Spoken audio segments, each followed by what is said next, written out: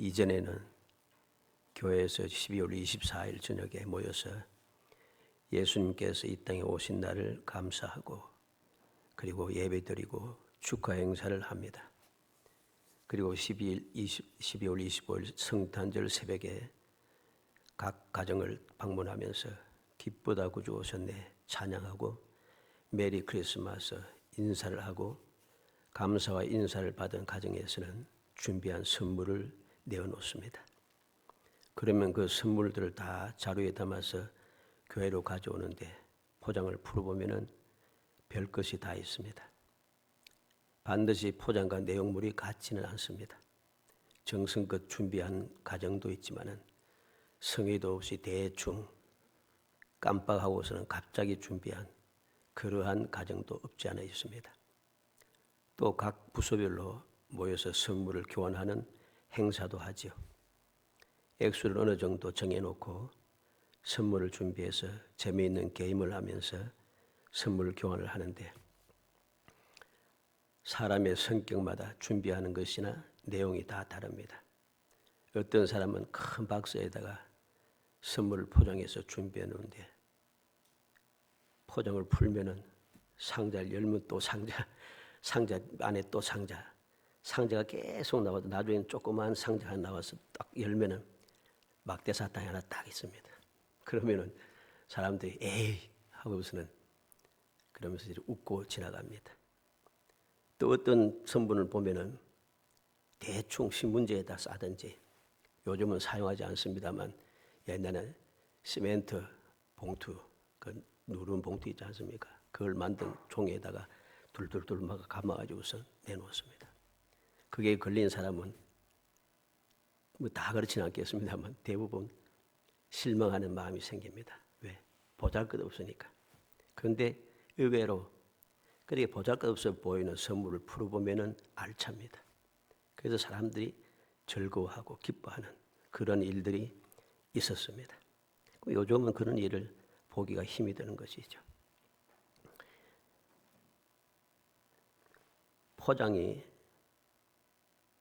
포장과 내용이 항상 같은 것은 아니다 라고 하는 말씀을 드리고자 이 말씀을 드린 것입니다. 우리들이 세상을 살아가는데도 마찬가지죠. 사람들을 보면은 출세하고 돈을 많이 벌고 소위 성공한 사람들, 잘 먹고 잘 사는 사람들, 유명한 사람들 이들 보면 포장이 얼마나 좋습니까? 포장이 좋다고 그들의 삶이 좋은 것은 아닙니다. 그 사람 자체가 좋은 것은 아닙니다. 포장이 좋아도 내용을 보면 그 가정엔 대체적으로 보면 대부분 문제가 생기고 심하면 지옥 같은 그런 삶을 살아가는 것이죠. 그래서 이 지옥 같은 삶을 살다 보면 견디지 못하면 화가 솟구치게 되면 어떻게 됩니까? 세상을 놀라게 하는 사건이 일어나게 됩니다. 포장과 내용은 대부분 다르다는 것입니다. 반드시 같지 않습니다. 오늘 베드로의 가정에 예수님께서 들어가심으로 복이 임하였습니다. 세상의 관점, 인간의 생각에는 대단한 것이 없습니다. 멋있는 포장에 쌓여 복이 임한 것이 아니라는 소리죠. 14절에 보면 예수께서 베드로의 집에 들어가사 그의 장모가 열병으로 앓아 누운 것을 보시고 그랬습니다. 예수님과 함께하며 놀라운 말씀도 듣고 기적을 보면서 지내다가 베드로의 집에 딱 들어오니까 문제가 생겼습니다. 장모가 알아서 누워있더라. 이런 일이 생겼을 때에 우리가 각 기적이라든가 좋은 일이 생기고 막 기뻐하고 즐거워하고 막 들떠있다가 갑자기 문제가 생기면 어떻게 됩니까? 마음이 팍 떨어집니다. 그래서 짜증이 나죠. 실망하게 되고 시험에 든다는 것입니다. 이러한 일을 만났을 때 믿음의 사람들은 어떻게 해야 하는가? 어떻게 하는 것이 올바른 신앙생활인가? 오늘 이 사실을 살펴보려고 합니다. 올바른 신앙생활의 기본 26번째, 예수께서 보시고 우리가 세상을 살아가면은 이런 일은 종종 만나게 됩니다.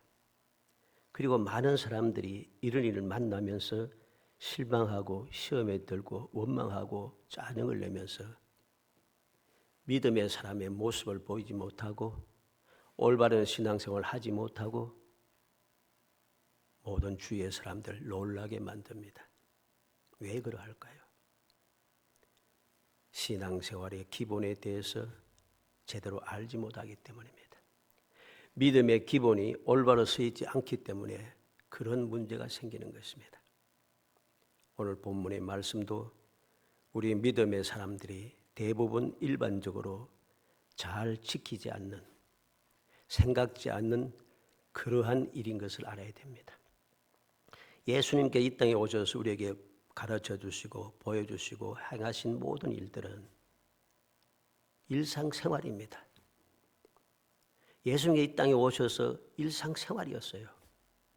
그렇다는 것은 이 모든 일들은 우리 믿음의 사람들이 신앙생활하는 일상생활이 되어야 한다는 것입니다.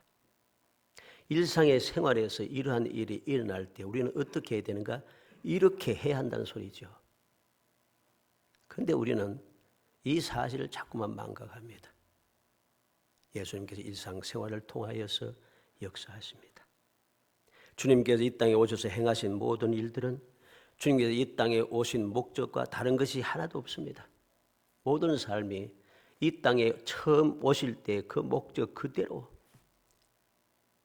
자기 백성을 죄에서 구원하시고 항상 함께 하시기 위해서 오신 주님께서 일상을 모든 범죄한 자들, 연약한 자들, 불쌍한 자들, 병든 자들, 귀신 들린 자들, 어려움에 처한 자들, 절망 속에 살아가는 사람들, 그러한 사람들을 구원하기 위해서 오신 목적을 그대로 이루며 살아갔습니다. 어떻게? 항상 함께 하시면서 그렇게 하신 것이죠. 이 말은 곧 우리의 믿음, 우리의 신앙생활도 그렇게 되어야 한다는 소리죠. 오늘 신앙생활의 기본 예수께서 보시고 이 주제를 가지고 예수님께서 보신 이 일들이 무엇인가? 주님께서 보신 그 일을 나도 보고 나도 이렇게 행하여서 주님께서 보시고 임하신 결과로 이루어진 그 놀라운 은혜를 나도 역시 누리면 살아가는 정말 복을 받아 누리는 행복한 성도이 되시기를 주의 이름으로 축복합니다. 먼저 베드로의 가정에 큰 복이 임하였습니다. 어떤 복이 있습니까? 세 가지를 봅니다. 첫째는 예수님의 손길이 임하였다는 거죠. 15절의 상반절에 그의 손을 만지시니 그랬습니다. 예수님께서 병든 열병에 걸려서 들어 누워있는 장모에게 손을 대시다. 주님의 손길이 임했습니다. 사랑의 손길, 위로의 손길, 축복의 손길, 치유의 손길, 사랑의 손길, 능력의 손길, 그 손길이 예수님의 손길이 임하였다는 것이죠. 이건 큰 복입니다. 우리는 세상을 살아가며 믿음의 생활을 할 때에 주님의 손길이 항상 함께함을 깨닫습니다. 그런데 그 함께하는 손길의 그 감사함을 모르고 그것이 얼마나 큰 복인가를 잊어버리고 살아갑니다. 우리는 이 세상을 살아가면서 일상 살아가니까 그냥 다 똑같이 살아가는데 이런 생각에 사로잡혀서 하나님의 손길이 나와 함께함을 전혀 인식하지 못하고 그것을 믿지 못하고 그러니까 감사하지 못하고 살아갑니다. 우리가 깊이 명심하고 주님의 은혜를 생각하며 믿음의 눈을 뜨고 바라보면 우리의 삶 전체 속에 언제 어디서든지 주님의 손길이 함께하고 있음을 눈으로 보고 깨달을 수 있습니다. 그렇게 해야만이 우리의 삶이 복이 되는 것입니다. 우리는 복 있는 사람인데 왜 복 없는 삶을 살아갑니까? 주님의 손길이 함께하고 있는 것을 보지 못하기 때문입니다. 왜 보지 못합니까? 믿음의 눈이 감겨져 있다는 것입니다. 세상을 향한 육신의 눈은 떠서 못 보는 것이 없어서 온갖 소리를 다하고 온갖 비판을 다하고 온갖 짜증을 다 냈지만은 주님의 손길이 함께하는 것은 전혀 보지 못해요. 나와 함께하는 것을 보지 못해요. 그러니 감사가 없는 것이죠. 주님의 축복이 임해도 임한 줄도 모르고 살아가니 어떻게 그 가정에 복이 있겠습니까? 두 번째는 기적을 체험하게 되었습니다. 15절 말씀 중간에 열병이 떠나가고 그랬습니다. 열병이 떠나가고 기적이 일어난 것이죠. 놀라운 기적의 역사가 일어났습니다. 내가 고민하고 내가 답답해하고 내가 시험 들 수밖에 없는 그 문제가 주님의 손길이 임하고 나니 바로 해결이 되는 것이죠. 이게 복인 것입니다. 열병이 떠나가고 세 번째는 주님을 더욱 사랑하고 섬기게 되었다는 거죠. 15절 말씀 끝에 여인이 일어나서 예수께 수종들더라. 베드로의 장모는 고침을 받자마자 일어나서 바로 예수님께 수종들었습니다. 수종들더라고 하는 이 말은 그때부터 계속해서 수종들고 있다는 뜻입니다. 한 번 수종들고 끝나는 게 아니에요. 계속 수종들고 있다는 그런 뜻입니다. 결코 기분 좋을 때만 잠깐 하다가 그만두는 것이 아닙니다. 핑계대지 않습니다. 내가 지금 열병으로 앓다가 이제 겨우 일어나는데 주님께 헌신하라고? 지금 내가 문제가 있는데 금방 해결해서 마음이 두근두근하고 힘들고 고통스러운데 잠깐 쉬고 정신 차리고 추스르고 난 다음에 하면 되지. 왜 갑자기 하라고? 이런 사고방식을 가진 사람은 절대로 수용되지 않습니다. 그런 사람이 헌신하는 그 순간이 없습니다.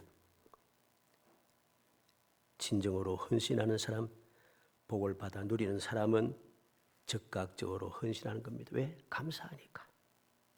감사하니까. 그래서 바로 일어나서 이 여인은 예수님께 수종들기 시작했다는 것이죠. 하나님의 은혜를 헛되이 받지 말라고 고린도후서 6장 1절에 이 말씀하고 있습니다. 누가 은혜를 헛되이 받는 사람입니까? 하나님의 은혜를 받았는데도 감사할 줄 모르고 주님께 헌신하지 않는 사람, 주님의 영광을 위해 살지 않는 사람입니다. 왜 우리가 감사하고 끊임없이 주님의 영광을 위해서 헌신하는 삶을 살아야 합니까? 우리의 육체를 보면 압니다. 우리의 육신도 계속해서 사용하고 또 건강을 위해서 운동을 하고 계속 하지 않으면 육신이 어떻게 됩니까? 계속 하지 않으면 근육도 풀리고 다음에는 근육이 늘어지고 마지막에는 몸이 줄어들기 시작합니다. 근육이 줄어들어요. 그래서 나이가 점점 들면 키도 조금씩 작아집니다. 왜? 근육이 풀리고 늘어나고 줄어들기 때문이죠. 믿음 생활도 신앙생활도 마찬가지입니다. 내가 주님께 받은 은혜 감사함에 열심을 다하여 감사하고 찬송하고 기도하고 헌신하는 삶을 살지 않고 그냥 한번 감사하다. 조금 지나가서 내가 능력이 있어서 내가 한번 기도하면 무조건 돼. 내가 발이 넓어서 내가 능력이 있어서 아는 사람이 많아서 이런 식으로 생각하며 살아가니 점점점 믿음이 줄어들기 시작하고 어느 순간 믿음이 사라집니다. 신앙생활도 점점 줄어들고 신앙생활 나중에 안 하게 됩니다.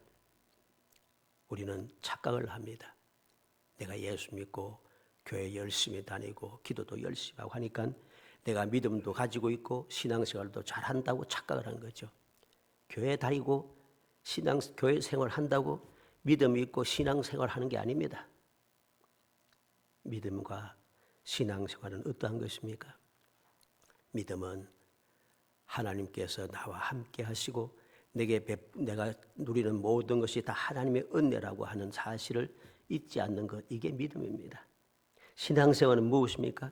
그 은혜가 감사하여서 내가 목숨까지라도 바울 사도처럼 내가 목숨도 아깝지 않다는 것입니다.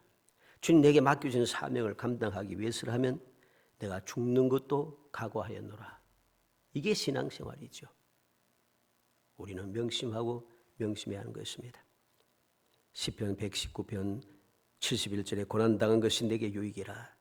이로 말미암아 내가 주의 율례들을 배우게 되었나이다. 시편 기자는 고난당한 것이 유익이라 합니다. 왜? 그래서 주님의 말씀을 깨닫게 되었다는 것입니다. 그러면 사람들이 이 말씀을 가지고 이야기합니다. 평상시에는 감사하지 은혜인 줄 모르고 있다가 고난다운 하면 은혜를 깨닫고 감사한다. 착각입니다. 그것도. 평상시에 감사하지 않는 사람이 고난당하면 감사한다고요? 감사하지 않습니다. 감사할 수가 없게 되어 있어요. 베드로전서 4장 16절에 만일 그리스도인으로 고난을 받으면 부끄러워하지 말고 도리어 그 이름으로 하나님께 영광을 돌리라. 내가 그리스도인으로 즉 예수 믿음으로 당하는 모든 고난들은 부끄러워할 거 없습니다. 오히려 하나님께 영광을 돌리라 합니다. 이것이 바로 믿음이고 이것이 바로 신앙생활인 것입니다. 두 번째로 복이 임하는 비결을 알아야 됩니다. 예수님을 먼저 보면 예수님을 모셨다는 거죠. 14절에 있는 대로 예수께서 베드로의 집에 들어가사 그랬습니다. 예수님께서 베드로의 집에 들어간 이유가 무엇입니까? 베드로가 예수님을 집으로 모셨다는 것이죠. 요한복음 1장 12절에 영접하는 자고 그 이름을 믿는 자들에게는 하나님의 자녀가 되는 권세를 주었으니 누가 하나님의 자녀가 되는 권세를 얻었습니까? 예수 그리스도를 모셨다는 것이 영접했다는 것입니다. 먼저 영접이 없이는 믿음이 있을 수가 없다는 것이죠. 영접하고 그리고 믿을 때에 하나님의 자녀가 되는 권세를 얻게 됩니다.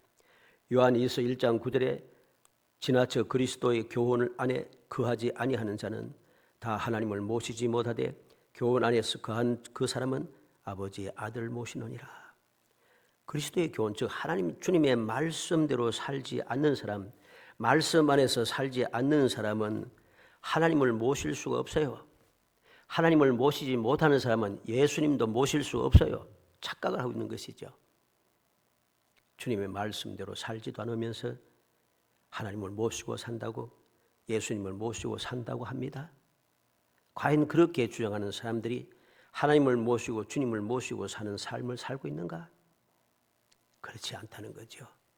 모든 것이 거짓된 것입니다. 우리는 명심해야 됩니다. 복이 임하는 비결은 첫째로 주님을 모셔야 한다는 것입니다. 두 번째는 예수님께 숨김없이 그대로 보여드린다는 것이죠. 14절에 예수께서 베드로의 집에 들어가사 그의 장모가 열병으로 앓아 누운 것을 보시고 그랬습니다.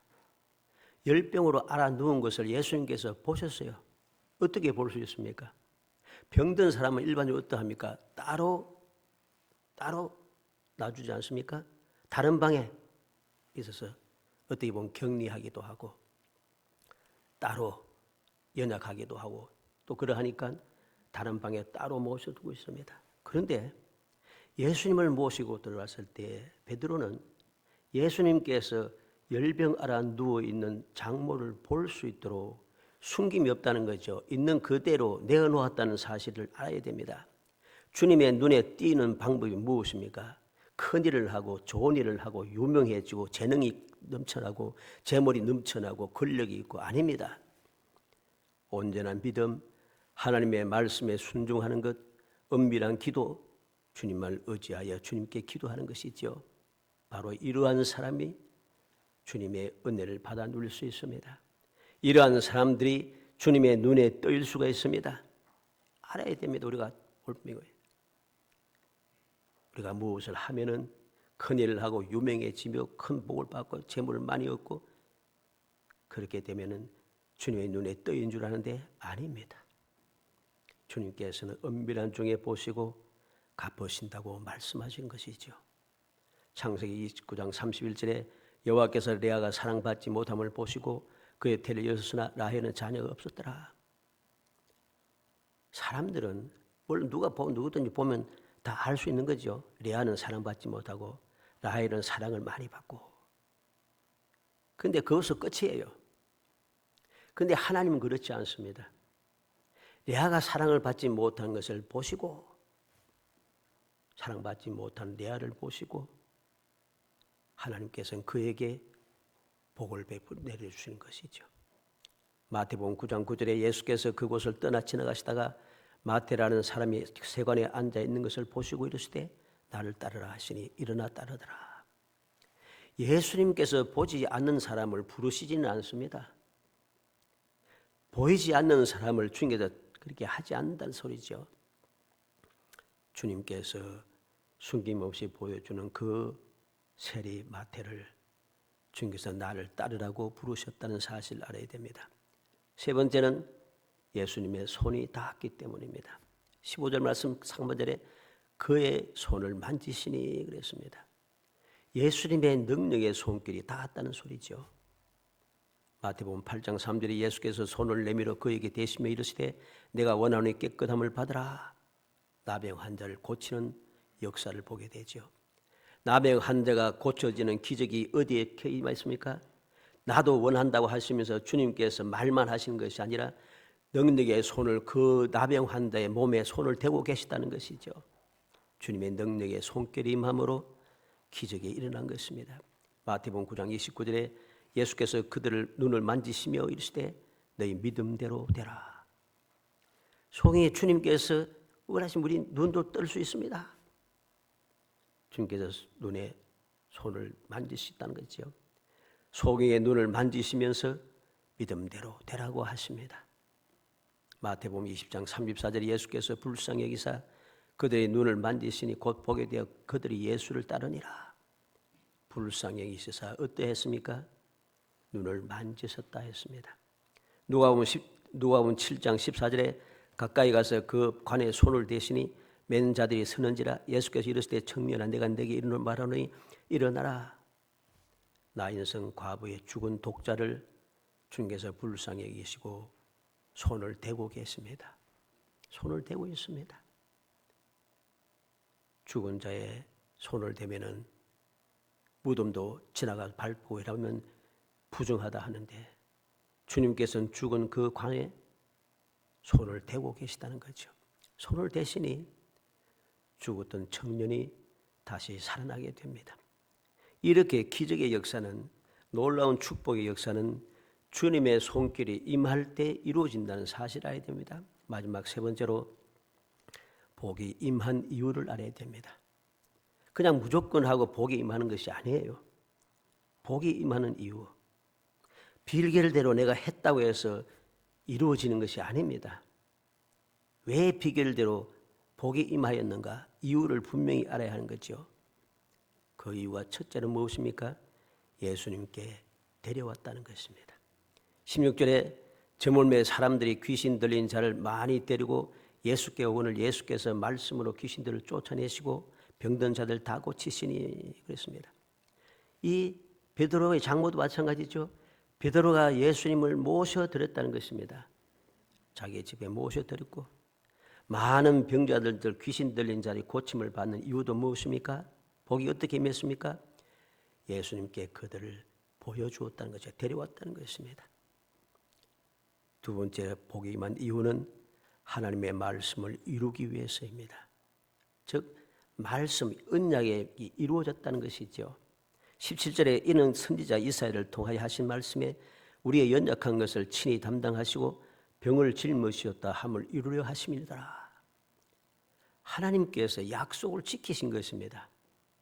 주님께서 말씀을 통하여 우리에게 약속하신 모든 약속의 말씀을 이루어 주셨다는 것이죠. 왜 이 복이 임했는가? 왜 주님께서 이렇게 기적을 베푸셨는가? 이유를 알아야 됩니다. 이유를 모르면은 우리는 아무리 발부둥 쳐도 이 복을 누릴 수가 없다는 사실을 명심해야 됩니다. 모든 것은 하나님의 약속이라는 것. 그리고 약속뿐만 아니라 예수님 앞에 약속을 믿고 능력을 믿고 예수님 앞에 모든 문제를 가지고 왔다는 것이죠. 이것이 소중한 것입니다. 이사야 14장 24절에 만군의 여호와께서 맹세하여 이르시되 내가 생각한 것이 반드시 되며 내가 격려한 것을 반드시 이루리라. 하나님께서 분명히 말씀합니다. 내가 생각한 것, 내가 격려한 것 반드시 이루겠다. 이사야 55장 11절에도 내 입에서 나가는 말도 이와 같이 헛되이 내게로 돌아오지 아니하고 나의 기뻐하는 뜻을 이루면 내가 보낸 일에 형통함이니라. 하나님께서 말씀하신 모든 말씀들은 헛되이 돌아온 바 없습니다. 반드시 하나님의 기쁜 뜻을 이루고 하나님께서 말씀하신 그 목적에 형통하게 이루어진다는 것이죠. 에스겔서 17장 24절에 나 여호와는 말하고 이루느니라 하십니다. 에스겔 36장 36절에는 나 여호와가 말하였으니 이루리라 하십니다. 하나님의 말씀은 반드시 이루어지는 것이죠. 그리고 이 약속의 말씀 믿고 주님 앞에 나아가는 사람은 놀라운 축복을 받아 누리게 되는 것입니다. 로마서 9장 28절에 주께서 땅 위에서 그 말씀을 이루고 속히 시행하시리라 하셨느니라. 하나님께서 땅에서 주님의 말씀을 이루고 그 말씀을 이루기 위해서 속히 시행하신다는 것. 데살로니가전서 5장 24절에 너희를 부르시는 이는 미쁘시니 그가 또한 이루시리라. 우리를 부르셔서 하나님의 자녀 삼아주신 주님은 믿을 수 있는 분이라. 주님께서 약속하신 모든 말씀을 반드시 이루시는 분입니다. 우리는 명심해야 되겠습니다. 어떻게 하면 복이 임할 수 있는가? 복이 임하는 이유를 깨닫고 그 이유를 믿으며 우리가 그 말씀대로 행하며 살아갈 때에 베드로의 가정에 놀라운 기적이 임하듯이 우리의 삶에도 주님의 기적의 역사가 일어나는 것입니다. 사랑하는 성도 여러분, 기적은 아무 일도 없는 편안한 곳에 일어나지 않습니다. 세상 말로 팔자 좋게 태어나서 팔자 좋게 사는 사람에게 기적은 없습니다. 원한 대로 이루어지고 착각입니다. 저 사람은 뭐 그렇게 발버둥치고 기도하고 막 안 해도 잘 먹고 잘 살고 한데도 또 원하는 대로 잘 돼. 기도하면 또 응답도 잘 돼. 착각입니다. 그거는. 그들의 삶을 자세히 살펴보면 다 문제가 있습니다. 그러니 기도하게 되고 기도하니까 우리가 볼 때는 쉽게 이루어지고 아무런 어려움도 없이 잘 되는 것 같은데 아닙니다. 그들의 삶을 제대로 보지 못하니까 우리가 엉뚱한 소리를 하는 것이죠. 오히려 문제가 있는 곳에 하나님께서 기적을 베풀어 주시는 것을 우리가 깨달아야 됩니다. 아무런 문제가 없는데 기적이 왜 필요하겠어요? 문제도 없는데 기적이 필요해요? 문제 없는 것은 기적이 없습니다. 왜 기적입니까? 사람의 손으로 해결할 수 없는 일이 해결되니까 기적이죠. 그 기적이 일어나기 위해서는 문제가 있어야 되지 않겠어요? 그럼 어떤 사람들이 이야기합니다. 그 말씀드리기 전에 모든 것이 합력하여 선을 이룬다고 바울 사도는 고백하고 있습니다. 우리는 이삭이 흉년을 만났을 때에 100배의 기적을 얻었습니다. 애굽의 군대가 따라오는 것을 볼 때에 앞에 홍해가 놓였을 때에 홍해가 갈라지고 홍해를 지나가고 애국 군대가 멸망당하는 것 기적이 일어났습니다. 빚진 선자의 생도의 아내가 그 문제를 가지고 엘리사 선지자에게 나왔을 때 기름 한 병을 통한 기적이 일어났습니다. 대부분의 사람들은 평안무사하면 감사하지 않습니다. 이런 사람들은 문제가 생기면 감사하는가? 아닙니다. 문제가 생기면 또 문제가 해결되어서 감사한다고 그렇게 이야기하는 사람들이 있습니다. 큰 착각입니다. 평상시에 감사 안 하다가 어려움 닿으면 감사한다고 그렇게 가르치는 사람도 있던 거지요. 그건 잘못된 가르침입니다. 우리가 명심해야 됩니다. 누가 감사합니까? 평안무사할 때도 감사하지 않는 사람이 어려움을 당했을 때 감사하겠습니까? 감사 안 합니다. 절대로. 왜 감사하지 않습니까? 평안할 때도 감사하지 않던 사람이 문제가 생겼을 때 감사할 수 없기 때문입니다. 항상 기뻐하라, 쉬지 말고 기도하라, 범사에 감사하라 한 이유가 무엇입니까? 우리의 신앙생활이 항상 기뻐하는 생활이 되어야 되고 우리의 신앙생활이 쉬지 않고 기도하는 생활이 되고 우리의 신앙생활이 범사에 감사하는 생활이 되어야 한다는 소리입니다. 그래야만이 항상 쉬지 기도하고 항상 기뻐하고 쉬지 않고 기도한 범사에 감사하는 생활을 계속해서 해감으로 우리의 몸에, 우리의 생각에, 우리의 마음에, 우리의 말 속에, 우리의 생활 속에 이 감사가 새겨지는 것이죠. 감사가 새겨져야만이 언제 어디서든지 기쁨과 기도와 감사가 나오는 것입니다. 평상에 이런 삶을 살지 않는데 평안 무사할 때 감사하지 않는 사람에게 어려움을 생길 때 감사가 나온다. 있을 수 없는 이야기입니다. 우리가 명심하시기 바랍니다. 주님께서 오늘 말씀을 통해서 우리에게 보여주신 올바른 신앙의 모습을 우리가 마음에 새겨야겠습니다. 왜 주님께서 이 일을 행하시고 기록하여 우리에게 이 말씀을 보게 하십니까? 이렇게 해야 한다는 소리죠.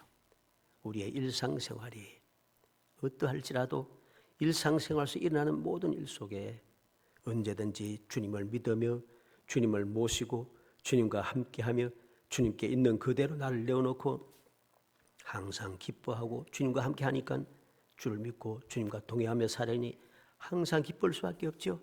주님과 항상 함께 살아가고 있으니 쉬지 않고 주님 앞에 아뢰할 수 있죠. 주님께서 쉬지 않고 기도할 때 응답해 주시니까 범사가 감사하겠죠. 이게 일상생활이 되어야지 놀라운 역사가 일어나는 것입니다. 이런 일이 일어나지 않는데 문제가 생겨서 고난당해서 감사가 되었다. 이건 착각입니다. 이런 착각 속에 살아가는 사람들 때문에 문제가 발생하는 것이죠. 우리는 오늘 이 말씀을 다시 한번 마음에 새겨서 주님께서 원하시는 것이 무엇인가? 어떻게 하는 것이 진정한 믿음이고 어떻게 하는 것이 올바른 신앙생활인가? 주님의 말씀을 통해서 주님께서 행하신 역사를 통해서 있는 이 본문을 우리의 마음에 새겨서 언제 어디서든지 일상생활을 기뻐하고 일상생활에 주님과 동행하며 기도하고 일상생활에 모든 것이 감사하는 삶을 끊임없이 이어가서 어떤 일이 생길지라도 우리의 생활 속에 일상생활 속에는 좋은 일만 있는 게 아니에요. 나쁜 일도 있고 평탄한 일만 있는 게 아니에요. 좋지 못한 일도 있습니다. 요즘은 길이 좋아가지고 우선 아스팔트를 쫙 까놓으니까 아스팔트 다 좋습니까? 아스팔트도 울퉁불퉁합니다. 생각지도 않는데 쭉 달려가다 보면 갑자기 턱이 생겨가지고 덜커덩 차도 망가지고 사람도 다쳐서 죽는 일도 있습니다. 생각지 못한 일들이 끊임없이 일어난 것이 세상입니다. 이런 세상에 복 있는 삶을 살기 위해서는 일상생활이 언제 어디서 어떤 상황, 어떤 환경에서든지 내가 하나님 앞에 기뻐하고 주님과 교제하며 감사의 생활을 끊임없이 이어가는 것입니다. 그리할 때에 내게 어떠한 문제가 생겨도 항상 하나님께서 함께 역사하시니 우리의 그 역사는 감사의 역사, 기쁨의 역사, 교제의 역사는 계속해서 이어가는 거죠. 은혜를 헛되이 받지 않게 되고 모든 것이 하나님의 은혜라고 고백하게 되고 하나님께 영광을 돌리게 되고 하나님 앞에 감사하며 겸손하게 주님 앞에 기쁨으로 주님을 더 사랑하며 더 열심히 주님 앞에 헌신하는 것이죠. 이것이 이루어지지 않는 사람은 믿음에 문제가 있는 것입니다. 신앙생활에 문제가 있는 것입니다. 다시 한번 말씀을 새겨서 우리가 온전한 믿음, 올바른 신앙생활을 하여 언제 어디서든지 어떤 상황이든지 주님과 함께 천국의 기쁨, 천국의 축복, 천국의 기적, 천국의 행복함을 누리는 복된 성도 되시기를 주의 이름으로 축복합니다. 은혜 감사합니다. 사랑하여 주셔서 택하여 주시고 택한 저희들을 하여금 주님과 함께 항상 기뻐하고 끊임없이 기도하며 교제할 수 있게 하시고 범사가 감사하는 기적의 삶을 살 수 있게 하심을 감사합니다. 이 놀라운 은혜를 받아사오니 이 은혜를 잊어버리지 않고 항상 감사하며 영광 돌리며 살아가게 하시사 우리의 일상생활이 이 축복의 삶이 끊임없이 이어지는 기적의 삶이 될 수 있도록 은혜를 베풀어 주옵소서. 예수님의 이름으로 기도합니다. 아멘.